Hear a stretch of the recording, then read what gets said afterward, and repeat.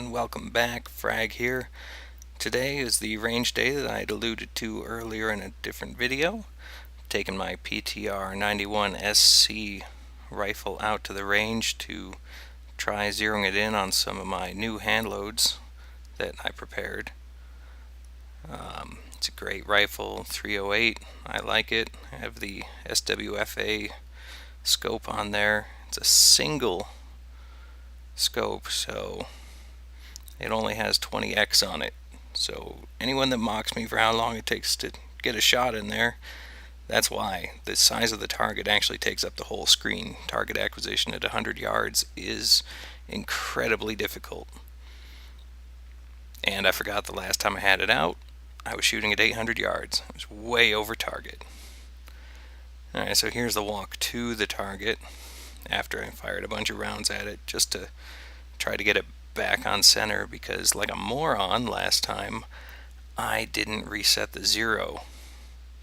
So I went through about 10-15 rounds just trying to get it on the target. Had to get my buddy over, Bill. Like, hey man, I can't see where my shots are going. Can you help me get it on target? Yeah, look at that. This is definitely where cows graze. Stepping over patties and cactus out here. It's treacherous just getting down to the target.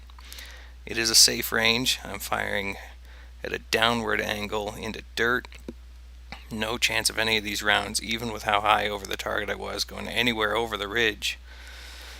And even from where the target is, that ridge is still another 100, maybe 150 yards away.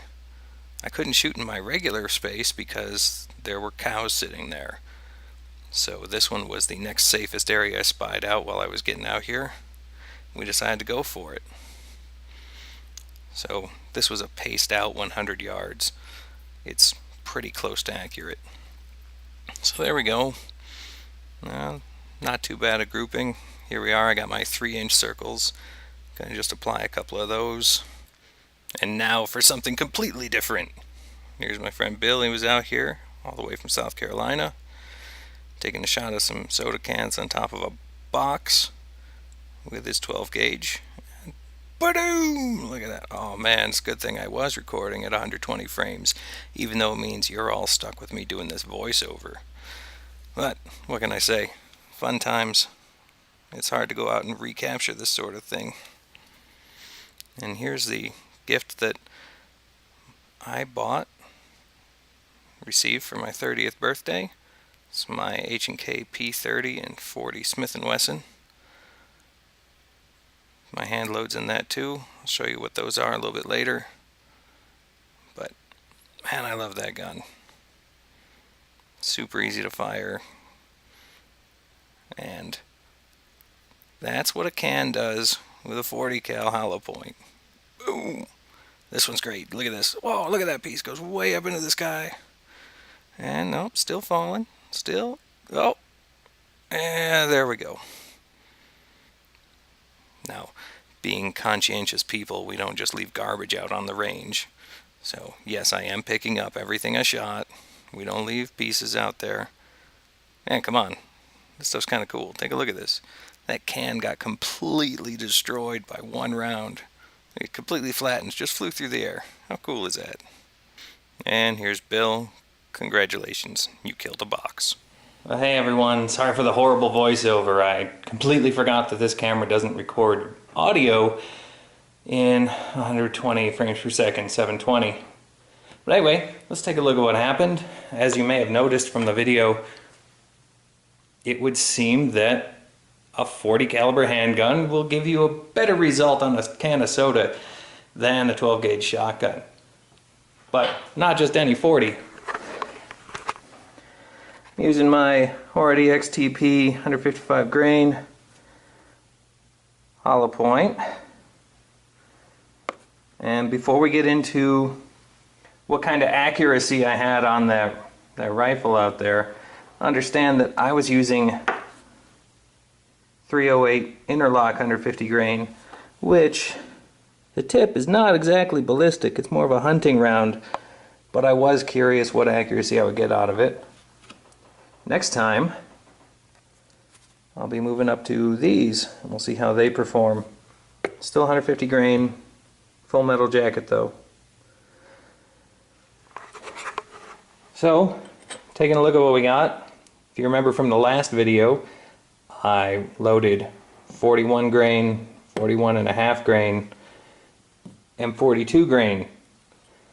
Now, not trying to give myself any leeway here. It looks like I got roughly 3 inches at its widest off of 41. I didn't have as many rounds though. 41 and a half, I loaded a full magazine of that last time, and that just horrible. It was 90 degrees out, and the gun was getting really hot on my cheek every time I laid down next to it. So some of this could have been that, a few outliers like here. You notice the majority of them are in a pretty tight, close to 2-inch group. Not bad, since this is not an accurate rifle, it's a battle rifle. So it's really just meant to get it within a person at this kind of range, which it's accurately doing. And then 42, around 2.25 inch group at its widest. So odds are good. When I load up those new rounds, I'll probably just go with 41 and a half and see what I get. I don't get out to the range often, it's about an hour drive. But this does bring up one thing. The cycle starts again. I'm all out of 40 caliber except for what I have in my 2 magazines right now that came with my pistol. It's just what happens. Thanks for watching.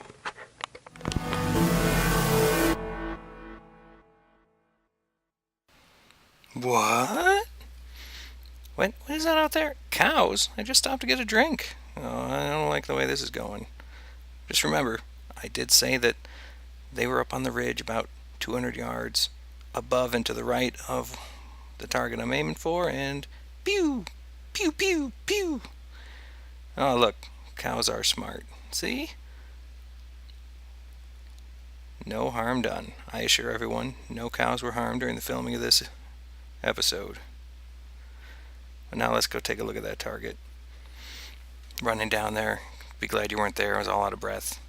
But I just told everyone that I wasn't gonna give myself any outs for this, but I was trying to clear things out of the area on those 41 and a half grain shots, so maybe I should be nice to myself. Thanks for watching. Again.